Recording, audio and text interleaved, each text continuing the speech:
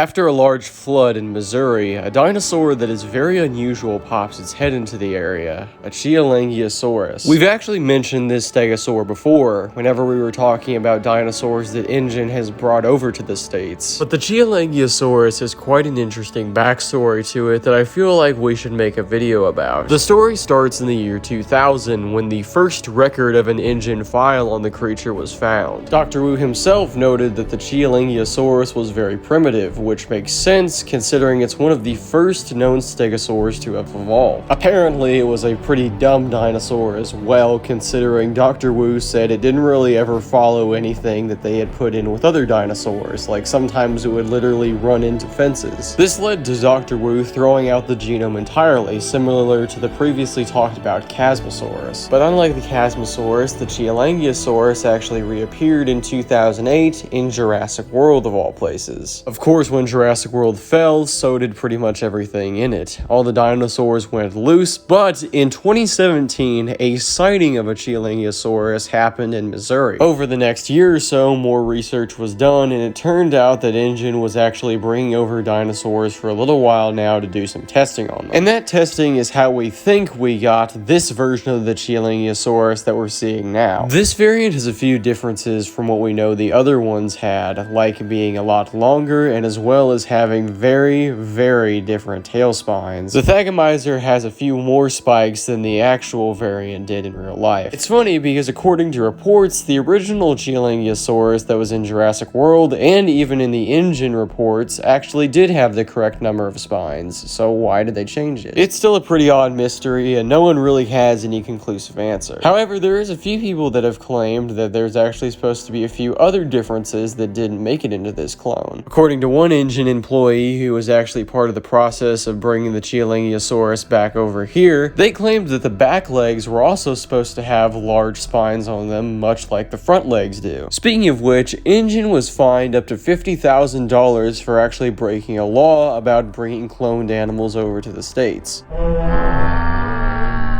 Weirdly, this is the only time Ingen has ever faced repercussions for doing this. There's over 10 other dinosaurs that have been brought to the States, but this is the only one that has ever gotten any kind of federal attention. But aside from all that weird history, this stegosaur has a few unique things about it that you don't find in any other dinosaur. Similar to beaver's teeth, unless it actually gets chipped off, the beak of the Chialingosaurus actually keeps growing its entire life. It has a diet of lake weeds and other water-based plants, so it will use these plants to deteriorate its beak over time. Research has shown that they actually spend a lot of their lifetime around water, which means they're more of an aquatic stegosaur. Not only are they fairly adapted swimmers, but they can also hold their breath a lot longer than most other dinosaurs can. But the most notable thing about the Chialingosaurus is its very, very odd looking tail. As much as the Thagomizers may look like they would provide some extra defense, in reality all they do is kind of wear the dinosaur down. Like I said before, our Chialingosaurus is a very adept swimmer, so for it to have these very long and very needless Thagomizers on its tail, it actually just drags the dinosaur backward. But that's all I have on the Chialingosaurus. Thank you guys for watching this episode of Ingen Dinosaur Profile, and next time we'll be covering another raptor, but this one's a little bit more fiery. Thank you all for watching,